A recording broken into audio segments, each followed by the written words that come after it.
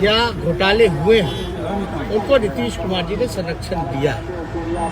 ये सिर्फ मैं ही नहीं कह रहा, बल्कि IAS अधिकारी भी अपने सरकार बनते ही उन्होंने शिक्षा मंत्री जो बनाया, जो चर्चित भ्रष्टाचार नियुक्ति घोटाला में जो शामिल रहे हैं, उनको उन्होंने शिक्षा मंत्रालय जैसी अहम जिम्मेदारी देने का काम किया।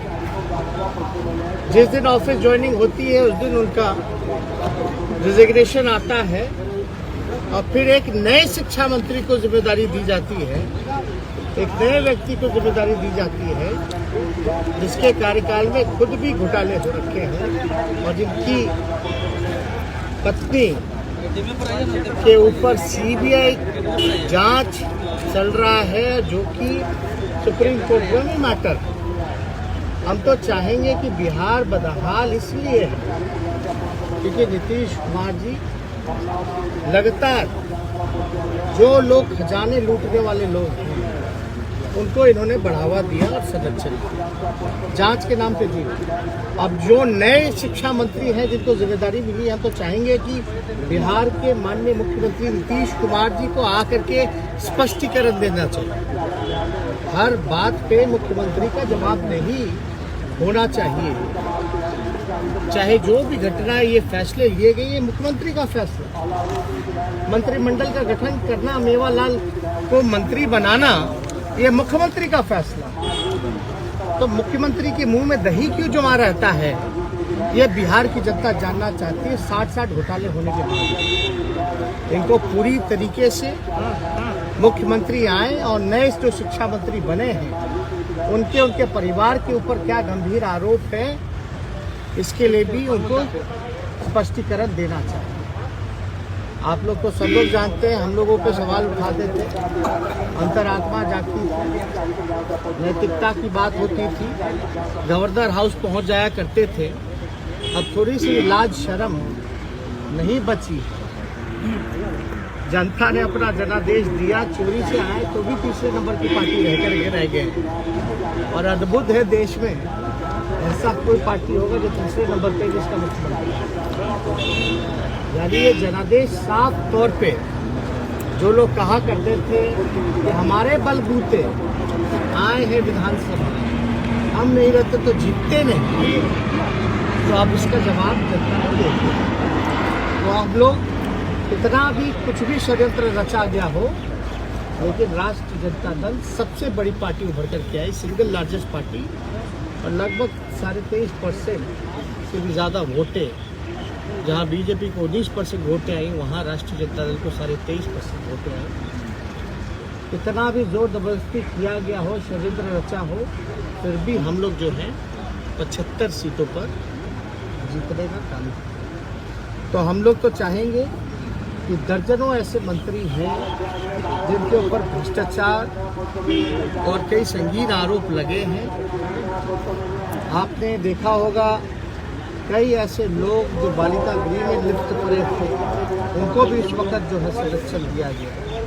हमको तो ज़्यादा कुछ नहीं कहना। सुप्रीम कोर्ट के फटकार के बावजूद भी नीतीश कुमार जी में कोई सुधार नहीं रहा, कोई लोक लज्जा नहीं बची। तो अब जनता जो है वो देख रही है, अब जनता जवाब। देखिए, एक सवाल विरोधी कह रहे हैं कि भ्रष्टाचार के आरोप पर मेवालाल चौधरी ने इस्तीफा दे दिया। जब भी ऐसा कोई मामला आता है नीतीश कुमार कार्रवाई करते हैं, लेकिन आपके ऊपर भी ऐसे ही मामले दर्ज हैं इन्हीं धाराओं में। तो क्या आप जो बतौर नेता प्रतिपक्ष है उसे वो पदभार ग्रहण करेंगे? अब एक बात बताइए, हम मंत्री कब थे, उप मुख्यमंत्री कब थे?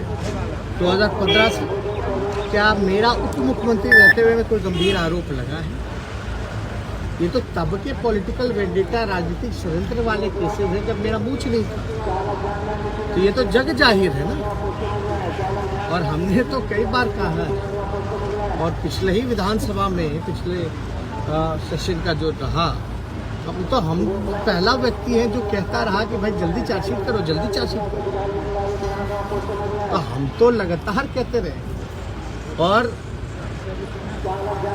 मामला को डाइल्यूट करना, जो ईमानदारी से जनता के सवाल को उठा रहा है, जो जनहित के मुद्दों को उठा रहा है, जो असल मुद्दे हैं, जो जनता के लिए लड़ाई लड़ रहा है, ये तो चाहते हैं ऐसे लोगों को बदनाम करना, और ये तो इनकी पॉलिसी रही है, पॉलिसी नहीं बल्कि वर्किंग स्टाइल रहा है कि भाई लोगों के मन में एक गलत परसेप्शन, एक धारणा पैदा की जाए।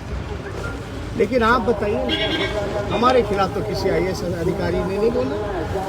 हम तो चैलेंज करते हैं मुख्यमंत्री को, भैया हम 18 महीने उप मुख्यमंत्री रहे, 3 डिपार्टमेंट रहा, एक आरोप सिद्ध कर दो। सुशील मोदी जी कहाँ रह गए, क्यों नहीं सिद्ध कर पाए? तो उनको बयानबाजी के लिए वो कुछ भी स्टेटमेंट दे दे, वो सब जानते हैं। तो लेकिन नीतीश कुमार की कोई जिम्मेदारी होगी कि नहीं होगी बिहार के मुख्यमंत्री? उनकी जवाबदेही है कि नहीं है जनता के प्रति?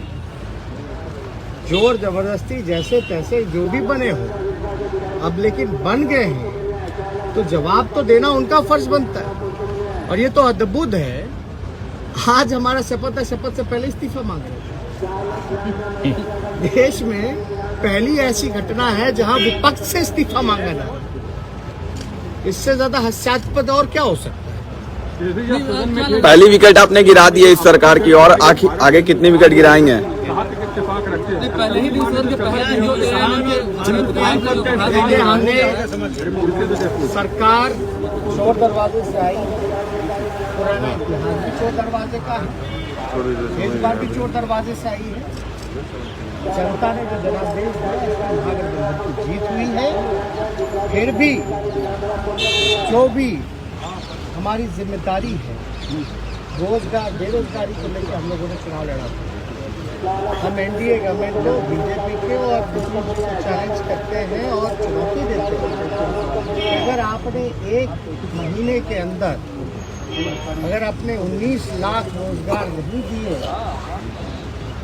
तो जो जनता ने हमें 1.5 करोड़ से हम ज़्यादा, लगभग 1 करोड़ 24 लाख के आसपास, 1.5 करोड़ के आसपास जो मत मिला है, उनके साथ हम लोग सड़कों पर मिले। भले ही जनता का जो जनादेश है, जिसकी उन्होंने हाईजैक करने का काम किया, लेकिन ये हम लोगों को सड़क पर आने को नहीं रोके। हमारी लड़ाई है, हमारी जिम्मेदारी है।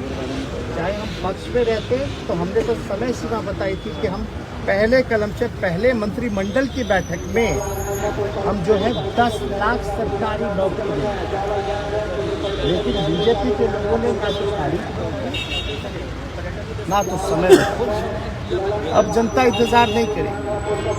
बिहार बेरोजगारी का केंद्र बना है, और 1 महीने के अंदर अगर 19 लाख रोजगार अगर इन लोगों ने नहीं दिए, तो जनता के साथ जन आंदोलन, ना तो समय में।